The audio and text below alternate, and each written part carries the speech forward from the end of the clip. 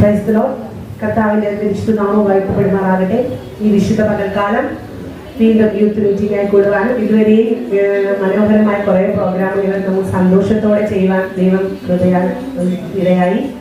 തുടർന്ന് അല്പസമയം ദൈവവചനം ഒരുപാട് സമയം ആയിട്ടുണ്ട്. എല്ലാവരും ആ ഒരു ദൈവവചനത്തിൻ്റെ മൈൻഡിൽ അനുഭവം അറിയില്ല കേൾക്കാനുള്ള ഒരു എങ്കിലും നാം കൂടി വരുമ്പോഴൊക്കെ ദൈവത്തിൻ്റെ വചനം ഭക്ഷിക്കുക എന്നത് വളരെ ആവശ്യമായതിനാൽ ഒരല്പസമയം ദൈവത്തിൻ്റെ വചനം നമുക്ക് ചിന്തിക്കാം.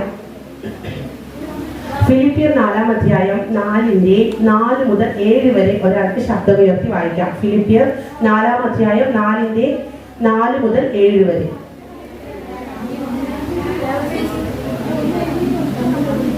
കർത്താവിൽ എപ്പോഴും സന്തോഷിപ്പിൻ എന്ന് ഞാൻ പിന്നെയും പറയുന്നു. നിങ്ങളുടെ സൗമ്യത സകല മനുഷ്യരും അറിയട്ടെ. കർത്താവ് വരുവാൻ അടുത്തിരിക്കുന്നു. ഒന്നിനെ കുറിച്ച് വിചാരപ്പെടരുത്.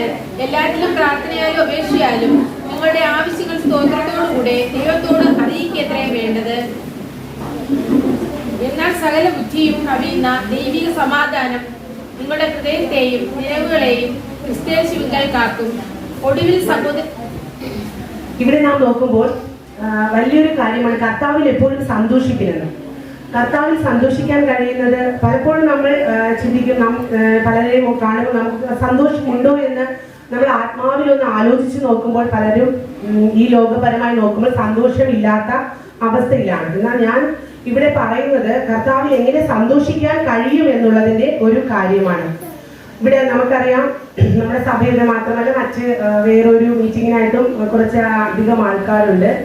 ഞാൻ പറയട്ടെ, നമുക്ക് സന്തോഷിക്കാൻ കഴിയണമെങ്കിൽ നാം എപ്പോഴും കർത്താവിലായിരിക്കണം. കർത്താവിലായിരുന്നാൽ മാത്രമേ നമുക്ക് സന്തോഷിക്കാനായിട്ട് കഴിയുകയുള്ളൂ. അതിന് ഏറ്റവും പ്രധാനപ്പെട്ട ഒരു കാര്യം എന്ന് പറയുന്നത് നാം ദൈവത്തെ അറിഞ്ഞു. ഇവിടെ ഇരിക്കുന്ന ഓരോ ദൈവമക്കളും എന്നേക്കാൾ വളരെയധികം ശ്രേഷ്ഠരാണ്.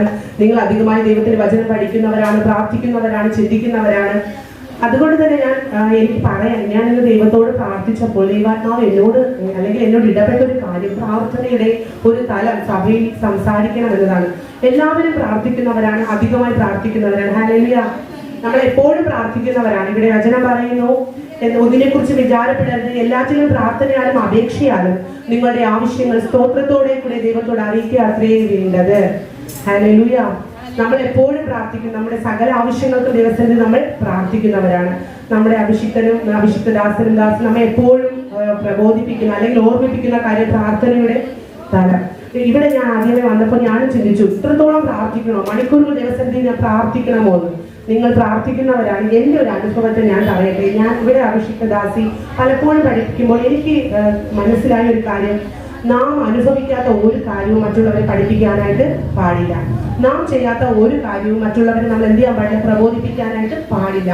നാം എങ്ങനെയായിരിക്കുന്നു, നമ്മൾ ക്രിസ്തു പറയുന്നത് എന്നെ അനുകരിപ്പിനെന്നാണ്. ആ കർത്താവ് ചെയ്ത കാര്യങ്ങളെ അനുകരിപ്പാനാണ് ദൈവം നമ്മെ വിളിച്ചത്. അപ്പോൾ നാം അനുകരിക്കുന്നുവെങ്കിൽ മാത്രമേ നമുക്ക് മുന്നിലുള്ളവരോട് നാം എന്ത് ചെയ്യാവൂ, പറയാനായിട്ട് പാടുള്ളൂ. അപ്പോൾ ഇവിടെ പ്രാർത്ഥിക്കുന്നവരാണ്, ആരും പ്രാർത്ഥിക്കാത്തവരാണ്. ഇവിടെ ഇതിന്റെ ആവശ്യകത ഉണ്ടോ എന്ന് ഒരുപക്ഷെ ഞാൻ നിങ്ങൾ ചിന്തിച്ചിരിക്കാം.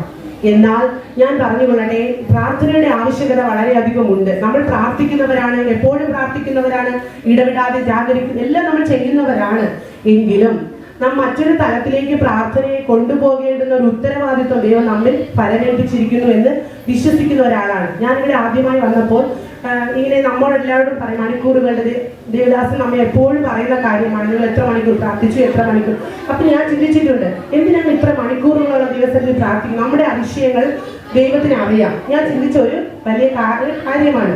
അപ്പോൾ ഒരു 5 മിനിറ്റിന്റെ ആവശ്യമല്ലേ ഉള്ളൂ നമുക്ക് പ്രാർത്ഥിക്കാം. നമ്മുടെ വിഷയങ്ങൾ ദൈവത്തോട് അറിയിക്കുന്ന ഒരു 5 മിനിറ്റിന്റെ ആവശ്യമേ ഉള്ളൂ എന്നൊരു ചിന്താഗതിയിൽ നിന്ന് വന്ന ഒരാളാണ്. എന്നാൽ ദൈവത്തിന്റെ പരിശുദ്ധാത്മാവ് എന്നെ പഠിപ്പിച്ചു. ഇവിടെ വന്ന് ഇവിടുത്തെ അഭിഷിക്തനും ദാസിയും അധികമായി പഠിപ്പിച്ച ഒരു കാര്യം, പ്രാർത്ഥനയുടെ ആവശ്യകത.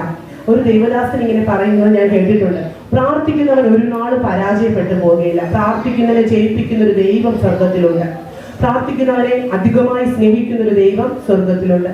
ഇന്ന് ആളുകളിൽ ഞാൻ അധികമായി ആ ഒരു കാര്യത്തെ പറ്റി അറിയാനായിട്ട് ഞാൻ ശ്രമിച്ചു. അപ്പോൾ ദൈവത്തിന് അധികമായി പ്രാർത്ഥിച്ചു തുടങ്ങിയപ്പോൾ ഞാൻ വിചാരിച്ച തലത്തിലല്ല. ദൈവം പ്രാർത്ഥനാ വിഷയങ്ങൾ നമ്മുടെ മുമ്പിൽ ഒരുപാടുണ്ട്. ഈ ഒരു നൂറ്റാണ്ടിൽ പോലും നമുക്ക് പ്രാർത്ഥിച്ചു തീരാത്ത വിഷയങ്ങൾ ദൈവം നമ്മുടെ മുമ്പിൽ ആക്കി വെച്ചിട്ടുണ്ട്. അതിനൊരു ദൗത്യം ദൈവം നമുക്ക് തന്നിട്ടുണ്ട്. എന്നാൽ പലപ്പോഴും നമ്മൾ നമ്മുടെ വിഷയങ്ങൾ മാത്രമാണ് പറയുന്നത്, അല്ലേ? എന്നാൽ കൊലോസിയർ 4-ാം അധ്യായം അതിന്റെ 2-ാമത്തെ വാക്യം ഇപ്രകാരം പറയുന്നു. ഒരാൾ വായിക്കൂ. കൊലോസിയർ 4:2. പ്രാർത്ഥനയിൽ ഉറ്റിരിപ്പിൻ, സ്തോത്രത്തോടെ അതിൽ ജാഗരിപ്പിൻ.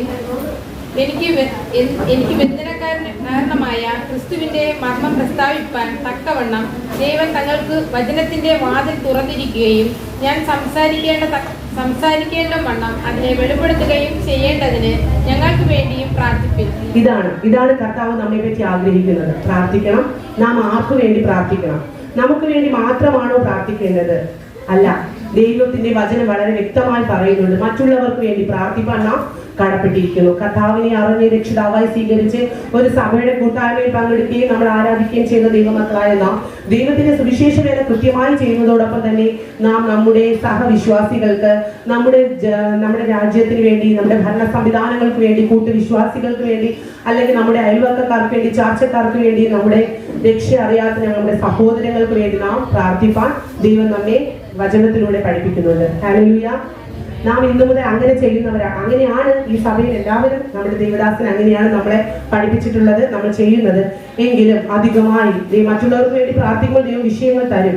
അതിന് ഞാൻ എൻ്റെ ലൈഫാണ് അതിന് സാക്ഷി. ഇന്നാളുകളിൽ അധികമായി ദൈവം പുതിയ വിഷയങ്ങൾ ദൈവം നമുക്ക് തരും. നമ്മൾ വിചാരിക്കും ഇല്ല നമ്മുടെ വിഷയം തീർന്നല്ലോ എന്ന്. പക്ഷേ അല്ല, 2 മണിക്കൂർ 3 മണിക്കൂർ 4 മണിക്കൂർ നമുക്ക് അധികമായ വിഷയങ്ങളിൽ ലോകത്ത് ദൈവം നമ്മെ ഓർമ്മപ്പെടുത്തും, നമുക്ക് തരും. അപ്പോ പ്രാർത്ഥിപ്പാൻ ദൈവം എല്ലാവരെയും ഇടയാക്കട്ടെ. ചെറിയൊരു കാര്യമാണ്, എൻ്റെ അനുഭവമാണ് ഞാൻ പറഞ്ഞത്. എനിക്ക് ഞാൻ ചെയ്യാത്തൊരു കാര്യം ദൈവവചനം സംസാരിക്കുന്നതിനോട് എനിക്ക് താല്പര്യമില്ല. അതെന്നെ കർത്തൃദാസി പഠിപ്പിച്ച ഒരു കാര്യമാണ്. നമ്മൾ അനുഭവിക്കാത്ത ഒരു കാര്യം മറ്റുള്ളവരോട് പറയുമ്പോൾ അത് അത്രത്തോളം അത് ശരിയാണോ എന്ന് എനിക്ക് അറിയില്ല. അത് ഞാൻ എപ്പോഴും ഞാൻ സംഗ്രഹിക്കും. ഞാൻ എപ്പോഴും ഇവിടെ വന്നിട്ടായാലും പാസ്റ്റർ ആണെങ്കിലും ഞാൻ ചേച്ചിയെ കുറെ കൂടി ഫോളോ ചെയ്യുന്ന ആളാണ്. ചേച്ചിയുടെ പുതിയ അപ്ഡേറ്റുകളെ കണ്ട് ഫോളോ ചെയ്യുകയും പഠിക്കുകയും ചെയ്യുന്ന ഒരാളാണ്. അപ്പോൾ ചെറിയ കാര്യങ്ങൾ പോലും അങ്ങനെയുള്ള കാര്യങ്ങൾ ഞാൻ സംഗ്രഹിക്കും. അപ്പോൾ എനിക്ക് മനസ്സിലായത് ഞാൻ ആകെ ചെയ്യുന്നത് എന്ന് എനിക്ക് പറയാൻ കഴിയുന്നത് ഞാൻ പ്രാർത്ഥിക്കുന്നതാണ്. അതോടൊപ്പം ദൈവം നമ്മെ ഏൽപ്പിച്ച എല്ലാ ഉത്തരവാദിത്തങ്ങളും നമുക്ക് ചെയ്യാൻ കഴിയട്ടെ. അതോടൊപ്പം ഒരു കാര്യവും കൂടി ഞാൻ പറഞ്ഞുകൊള്ളട്ടെ. നമുക്ക് ഈ ലോകത്ത് ഒരുത്തരിലും രക്ഷയില്ല. രക്ഷിക്കപ്പെടുവാൻ ആകാശത്തിന് കീഴെ ഭൂമിക്ക് മീതെ ഒരേ ഒരു നാമം മാത്രമേ ഉള്ളൂ, അത് യേശു കർത്താവാണ്. യേശുവിൽ വിശ്വസിക്കുന്നവർക്ക് നിത്യരക്ഷയുണ്ട്, നിത്യജീവനുണ്ട്. നാം എവിടെ പോയിരുന്നാലും അവിടെയൊന്നും നമുക്ക് ഒരു രക്ഷയും ലഭിക്കയില്ല.